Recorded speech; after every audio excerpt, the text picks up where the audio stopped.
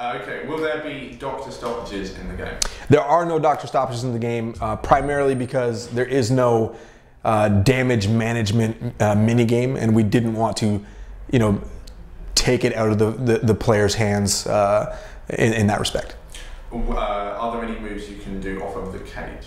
There are cage-based striking attacks, so essentially anything that Anthony Pettis has done, we've put in the game, because we can't think of them ourselves, so we just have to wait for him to do exciting things, and then we recreate them.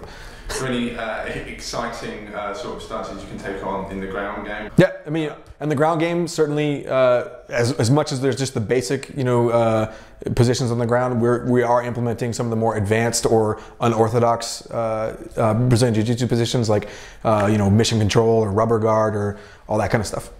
Cool. And finally, obviously, sadly, we saw a leg break last week. What's the sort of worst sort of damage we'll see in the UFC? So as far as damage goes, you will see a lot of superficial damage to tissue, so bruising, swelling, cuts, bleeding, all that kind of stuff.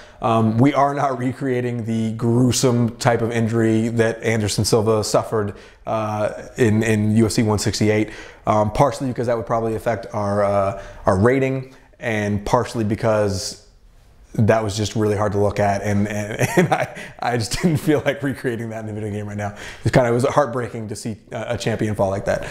Cool. Finally, can I get the game's release date and its platform? Well, the game is coming spring 2014, late spring 2014. We have not announced an official date yet, because essentially we just want to make sure we have as much time as possible to make it as high quality as we possibly can.